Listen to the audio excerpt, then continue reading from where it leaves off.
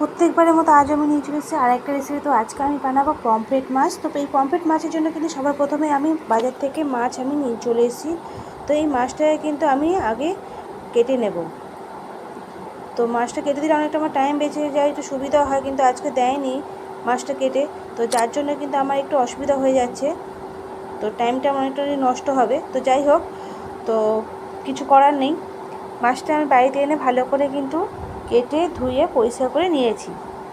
আর এই মাছ কাটতে অত ঝামেলাও নেই, খুবই সোজা এই মাছটা কাটা। তো কেটে ধুয়ে আমি নুন হলুদ মাখিয়ে আমি কিন্তু কড়াইয়ের মধ্যে তেল গরম করে নেব। আর বন্ধুরা, যারা আমার ভিডিও দেখছো তাদের কাছে আমার অনুরোধ যে তোমরা প্লিজ আমার পুরো ভিডিওটা দেখো, দেখে লাইক শেয়ার আর কমেন্ট করো। আর নতুন যারা বন্ধু আছো তাদের কাছেও আমার অনুরোধ যে বন্ধুরা তোমরা প্লিজ আমার চ্যানেলটাকে তোমরা সাবস্ক্রাইব করে আমার পাশে থেকো, তাহলে কিন্তু আমি জীবনে চলার পথে একটু উৎসাহ পাবো। এখানে আমি কড়াইয়ের মধ্যে তেল বসিয়ে দিয়েছি। তেলটা যখন গরম হয়ে গেছে আমি একটা একটা করে সব মাছ ভেজে নেব। মাছগুলো যখন আমি ভাজবো, এখানে কিন্তু সাইডে আমি মশলাটাও বানিয়ে নেব।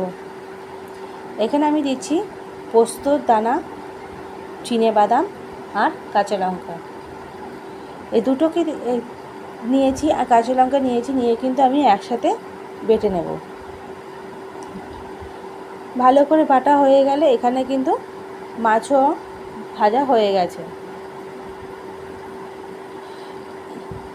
জানি না আজকে কীভাবে আমি ক্যামেরাটা রেখেছিলাম ফোনটা, তো যার জন্য একটু মশলার ভিডিওটা এরকম উঠছে। তো প্লিজ বন্ধুরা তোমরা একটু বুঝে নেওয়ার চেষ্টা করো। তাড়াহুড়োর মধ্যে হয়তো আমি জিনিসটা হয়তো বুঝতে পারিনি, খেয়াল করিনি, যার জন্য আমার এরকম উঠেছে, মানে মশলা ভিডিওটা পুরোপুরি ভালোভাবে দেখা যাচ্ছে না।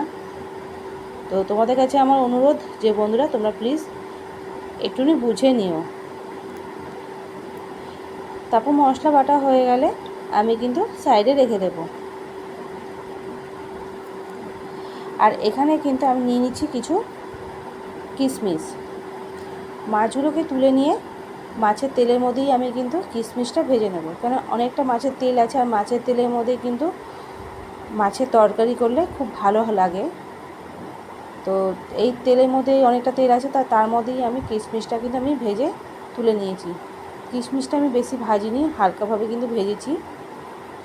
ভেজে নিয়ে আমি সাইড করে রেখে দিয়েছি। তারপর আমি তেলের মধ্যে দিয়ে দিয়েছি কালো জিরে ফোড়ন। কালো জিরে ফোড়ন দেওয়ার পর আমি পোস্তটাকে কিন্তু ভালো করে একটু নেড়ে নেব। আর তার মধ্যে দিয়ে দেব নুন হলুদ আর লঙ্কার গুঁড়ো। ভালো করে পোস্তটা মশলার সাথে যখন মিশে যাবে, একটু কষে আসবে, তখনই কিন্তু আমি অল্প করে জল দেব। তার কারণ আমি মাছটাকে একটু শুকনো রাখবো, তাই কিন্তু আমি এখানে অল্প করে জল দিচ্ছি।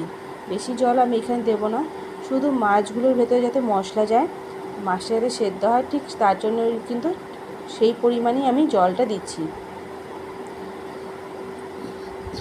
একে একে সব মাছগুলো আমি দিয়ে দেবো, দিয়ে কিন্তু কিছুক্ষণ আমি ঢেকে দেবো। যখন পুরোপুরি জলটা শুকিয়ে যাবে, একদম গায়ে গায়ে লেগে যাবে মশলাটা মাছের সাথে, তারপরেই কিন্তু আমি নামিয়ে নেব। তো বন্ধুরা, কীরকম লাগলো আমার রেসিপি তোমরা কিন্তু অবশ্যই আমাকে কমেন্ট বক্সে জানাও। আর তোমরা আমার পুরো ভিডিওটা দেখে কিন্তু লাইক শেয়ার আর কমেন্ট করো। অনেক বন্ধুরা আছে পুরো ভিডিও দেখে না, তারা কিন্তু ছেড়ে দেয় একটুখানি দেখেই। তো তাদের কাছে মনে হচ্ছে তোমরা প্লিজ আমার পুরো ভিডিওটা দেখো, দেখে তোমরা একটুখানি আমাকে কমেন্ট করে জানাও যে কীরকম লাগলো আজকের রেসিপি। আর আমি ওপর দিয়ে কিন্তু কিশমিশগুলো ছড়িয়ে দিয়েছিলাম।